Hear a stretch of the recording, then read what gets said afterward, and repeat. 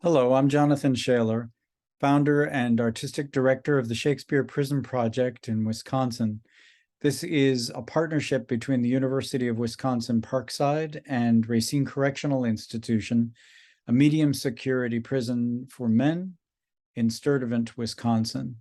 The project is now 18 years old, and it's founded on three basic principles: mutual empowerment, relational responsibility, and moral imagination.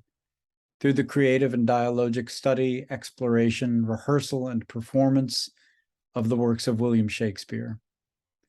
I'd like to touch base on each of those three basic principles and give you a statement from three of our participants on what that meant to them in a particular year.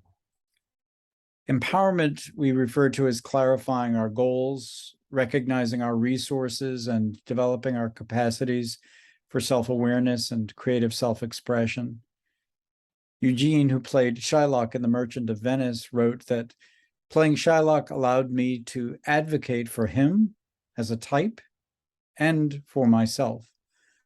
Finally, I got to speak my pain in a way that turned out to be cleansing and liberating for me. One of the sponsors of the project told me that through my portrayal, she felt my life. So far, the most profound result for me is that I now have a great sense of freedom from chains that bound me. I am no longer a murderer, an adulterer, an abuser, an abuse victim, or anything of the other things that haunted and hurt me. I am free. Our second objective is relational responsibility. And by that, we mean developing our capacities for connection through empathy, compassion, teamwork, and creative collaboration. Nick, who played Ferdinand in The Tempest, wrote, "The most vivid and engaging moment I experienced was after the performance on May 16. I stepped off the stage and began walking towards my daughter. I'll never forget that moment. We took our final bow. You, Doc, said a few words. I turned to you, hugged you. I turned to my daughter as you said, 'I'd like you to meet your family.'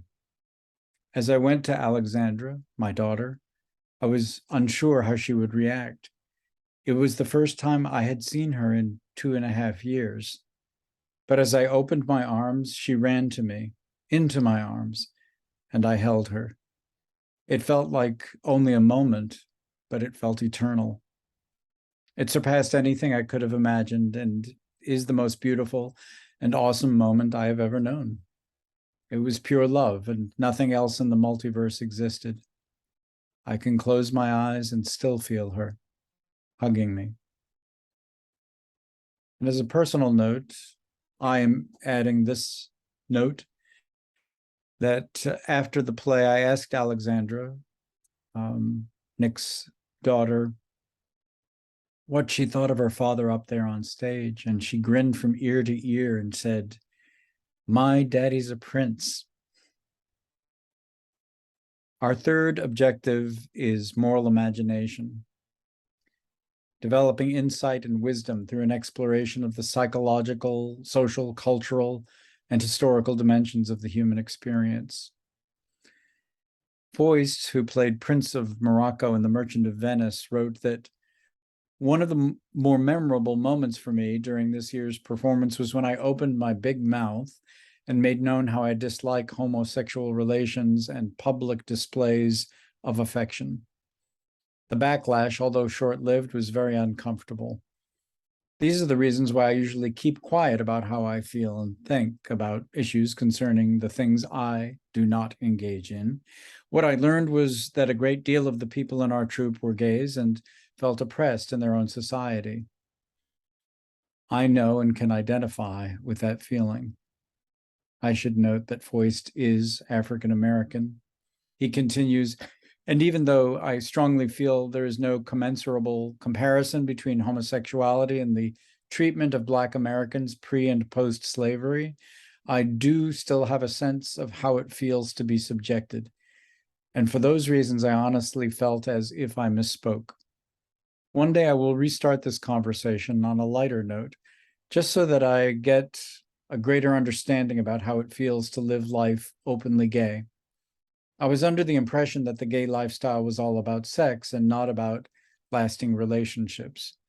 Not knowing that now, well, not that knowing that now would change my preference. No, I'm guessing that knowing makes me have greater respect for those involved.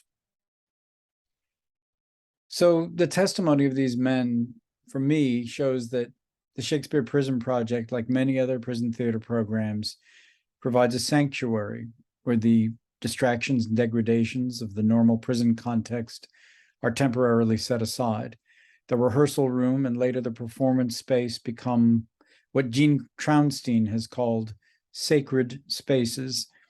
As such, they can be crucibles for transformation, places of refuge where the imaginations, hopes, and humanity of the incarcerated can be more fully expressed.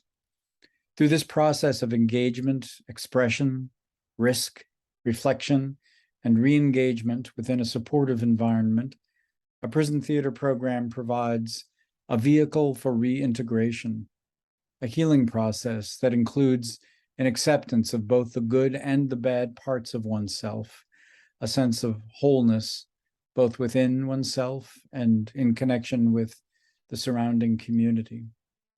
I think of our performance of Measure for Measure, concluding with a joyous dance that in one miraculous moment provided an opportunity for actors and audience members to celebrate together, for one actor to dance with his wife, and for another to dance with his mother.